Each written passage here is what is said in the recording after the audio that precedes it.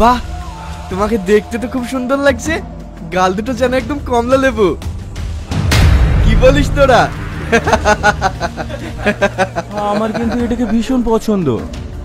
কি করছেন আপনারা? ছাড়েন বলছি। অসভ্য, নির্লজ্জ। তুমি মেয়ে হতে পারো, কিন্তু তোমার হাতে ভীষণ জোর আছে। খুব জোর না? খুব জোর।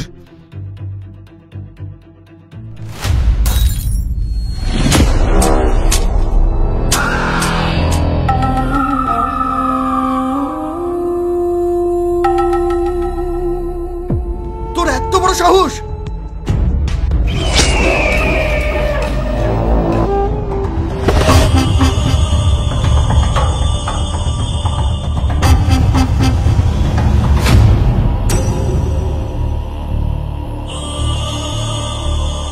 আমাদেরকে বাঁচানোর জন্য অনেক ধন্যবাদ।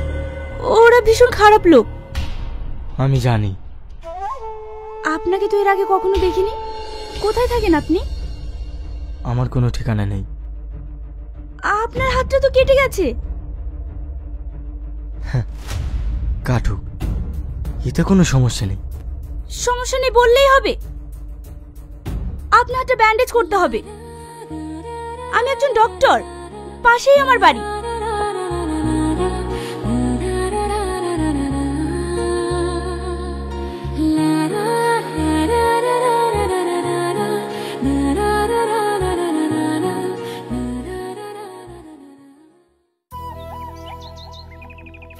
আপনাকে একটা কথা বলবো, প্লিজ কিছু মনে করবেন না। হ্যাঁ বলুন। আপনাকে দেখে তো একজন ভদ্রলোক মনে হচ্ছে, কিন্তু বড় দুঃখের বিষয়, আমি এখনো আপনার পরিচয় জানতে পারিনি। আপনি ডক্টর আর কে মন্ডলের নাম শুনেছেন? হ্যাঁ, উনি তো একজন বড় মাপের ডক্টর, কিন্তু তার সাথে সাক্ষাৎ করার সৌভাগ্য আমার এখনো হয়নি। আমি সে ডক্টর। হ্যাঁ, আপনি সে ডক্টর আর কে মন্ডল? কিন্তু আপনার এই অবস্থা কেন? আমি একটা বেটার জীবনের আশা করেছিলাম। সবসময় মানুষের পাশে থাকতে চেয়েছিলাম। মানুষের কষ্টগুলো তাদের পাশে থেকে বুঝতে চেয়েছিলাম। তাই ডাক্তারি পাশ করার পর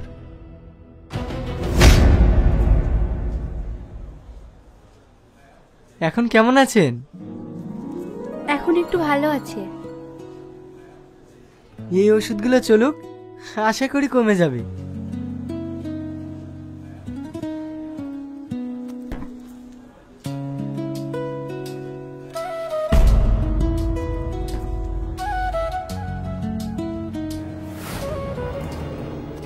এই ওষুধ এখানে কেন? স্যার, হসপিটালে তো এই মেডিসিনই চলে। কি? এইসব ওষুধ খেলে তো আরো ক্ষতি হবে। এখন থেকে এই মেডিসিনগুলো আর চলবে না। আমি যে মেডিসিনগুলো লিখে দিচ্ছি সেইগুলো চলবে। Okay sir.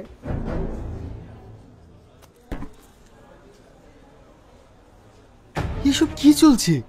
এসব মেডিসিন খেলে তো পেশেন্ট আরো অসুস্থ হয়ে পড়বে। স্যার, প্রতিটা হসপিটালে এখন একই অবস্থা। সরকার থেকে যেসব মেডিসিনগুলো দেয় সেইগুলো আমাদের কাছে এসে পৌঁছায় না।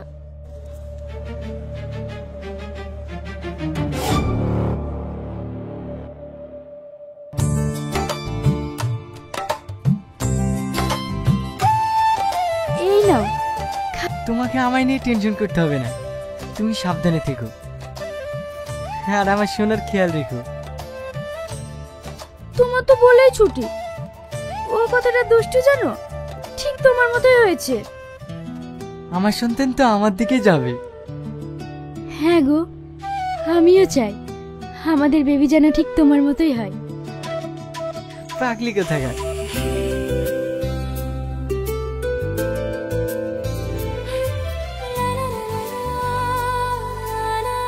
ঠিক আছে, আমি আসছি। একটু তাড়াতাড়ি এসো, আমার আবার ভয় করে। ঠিক আছে বাবা, ঠিক আছে।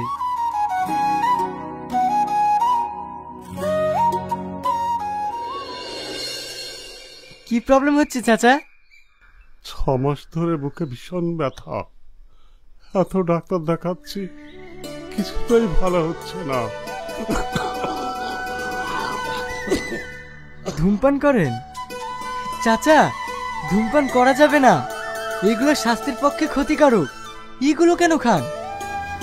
ঠিক আছে, আমি মেডিসিন লিখে দিচ্ছি, এইগুলো নিয়মিত খান, আশা করি কমে যাবে। ঠিক আছে।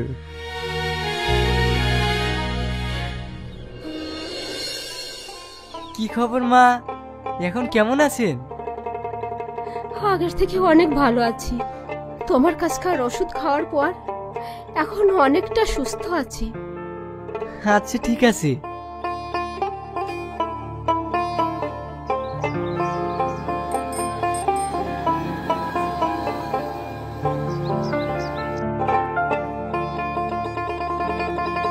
কি হয়েছে ওনার? আব্বু শ্বাসকষ্টের সমস্যা, অনেক ডাক্তার দেখিয়েছি, এই সব রিপোর্টগুলো করতে দিয়েছিল, তাও কমছে না। দেখি রিপোর্টগুলো।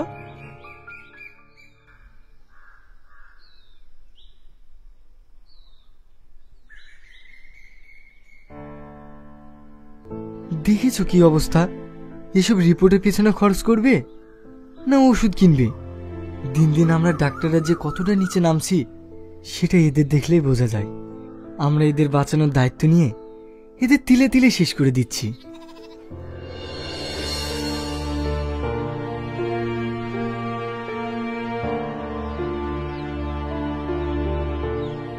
এই ওষুধগুলো নিয়মিত খাওয়ান।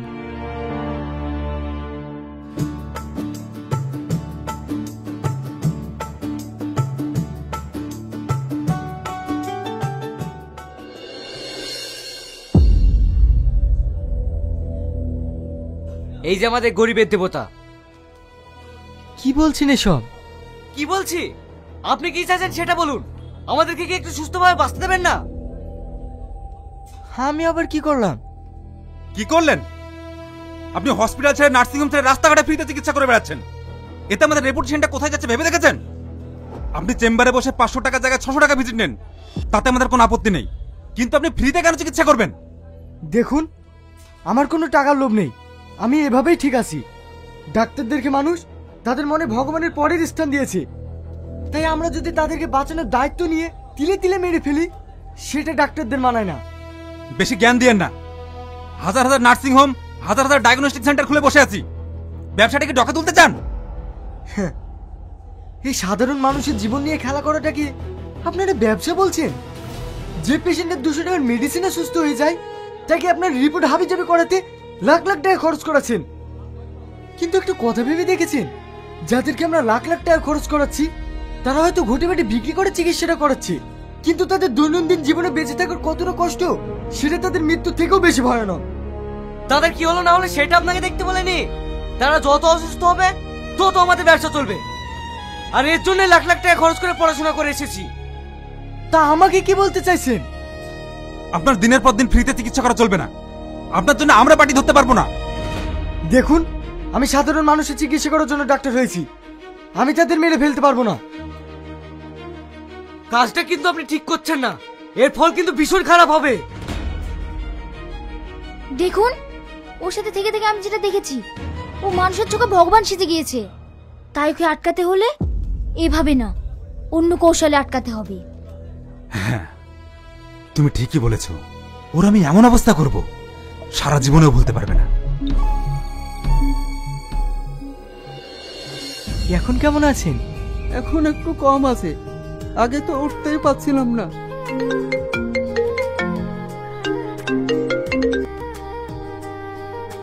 হ্যালো, আমার ভীষণ পেন হচ্ছে, আমি হসপিটালে চলে এসেছি।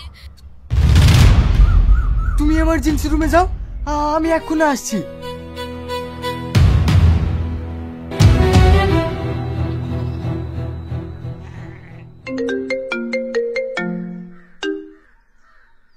হ্যালো স্যার, আপনি তাড়াতাড়ি আসুন, হসপিটালের সমস্ত পেশেন্ট সিরিয়াস হয়ে গেছে। কি? তোর কিচ্ছু হবে না, তোর কিচ্ছু হবে না, আমরা থাকতে তোদের কিচ্ছু হবে না, তোর কিচ্ছু হবে না, একটু সামনে, তোর কিচ্ছু হবে না, তোর কিচ্ছু হবে না।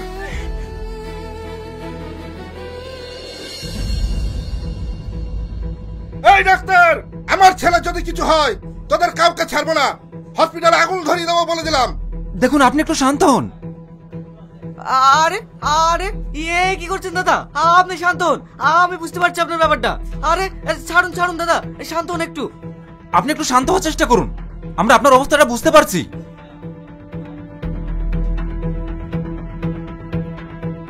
এসব কি করে হলো? এদেরকে কে মেডিসিন দিয়েছে? আপনি যে মেডিসিন লিখে দিয়েছেন সেই মেডিসিন ওদের দেওয়া হয়েছে। কিন্তু এই মেডিসিনে তো কোনো প্রবলেম হওয়ার কথা না। নিশ্চয়ই তোমরা উলটপালট মেডিসিন দিয়েছো। দেখুন, আপনি আমাদের দিকে আঙুল তুলবেন না। আপনি যেটা লিখে দিয়েছেন সেটাই ওরা দিয়েছে। এই দেখুন স্যার, গরিবের দেবতা মানুষের বাঁচানোর দায়িত্ব নিয়ে ভুল চিকিৎসা করে মেরে দিল। শালা বড় ডাক্তার হয়ে গেছিস না? চল তোর ডাক্তারগিরি শেখাচ্ছি। আসসালামু আলাইকুম বন্ধুরা, আজকে তোমাদেরকে দেখাবো সেই শৈশবের খেলা মার্বেল।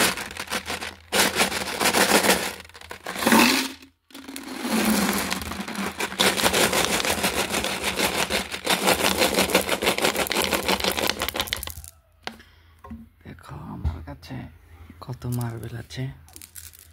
আমি শৈশবে অনেক খেলতাম, তোমরাও হয়তো খেলেছ, আশা করি চিনে থাকবে। ভিডিওটি দেখবে। দেখো সবগুলো কামরাঙ্গা, সুন্দর না? আসলে শৈশবের স্মৃতিগুলো এখনো মনে পড়ে। এখন তো বড় হয়ে গেছি, খেলাধুলো হয় না, এদিক সেদিক ঘোরাফেরা শুধু। দেখো দেখো আমি গনে দেখাচ্ছি কতটি মার্বেল আমার কাছে।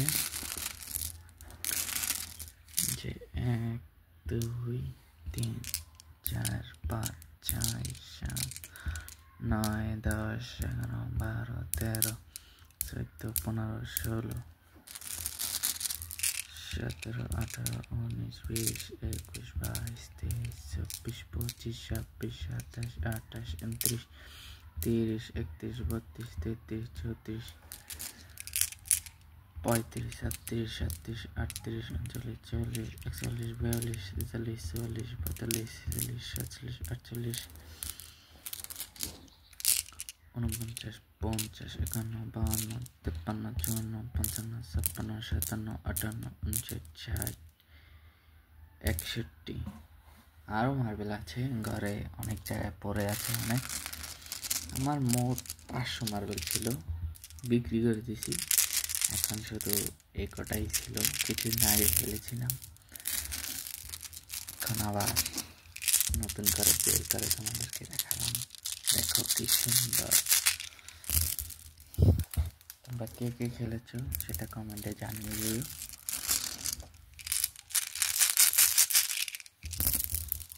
আল্লাহ হাফেজ, ধন্যবাদ তোমাদেরকে।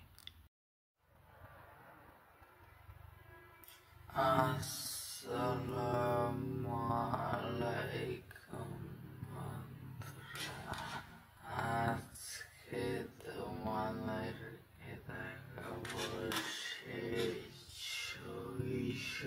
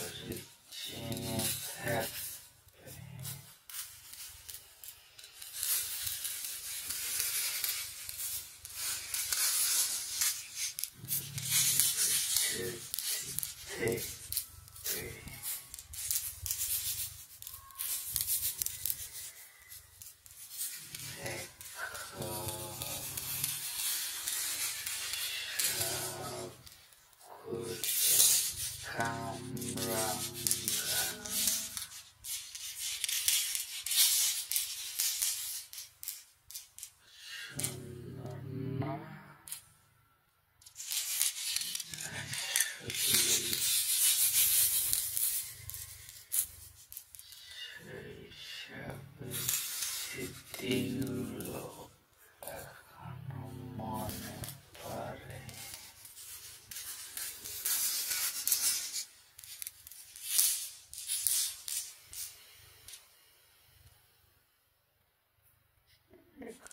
তো বড় হয়ে গেছি,